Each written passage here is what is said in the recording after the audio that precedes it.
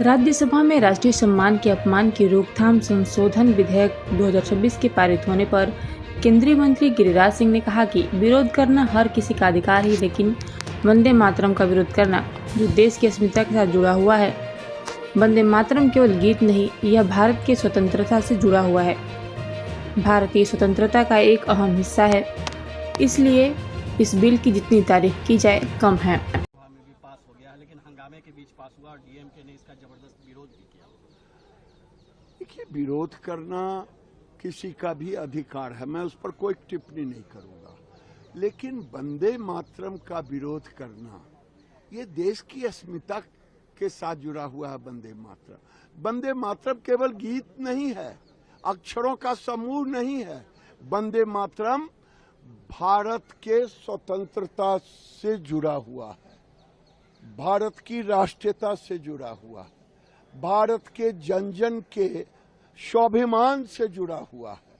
इसलिए वंदे मातरम बिल आया है, ये जितनी इसकी प्रशंसा की जाए वो कम है। और राहुल गांधी जिस तरह से कह रहे हैं कि नहीं, कोर्ट मॉनिटर प्रूव होना चाहिए लाठीचार्ज को लेकर, और लगातार देखिए किस तरह के लगातार विरोध कर रहे हैं। भाई, वो अपनी खोई हुई प्रतिष्ठा, क्योंकि राजनीतिक प्रतिष्ठा उनका क्रेडिबिलिटी बच नहीं गया है। आप ध्यान दें, अब बचे भी क्यों, ये सीजनल पॉलिटिशियन है।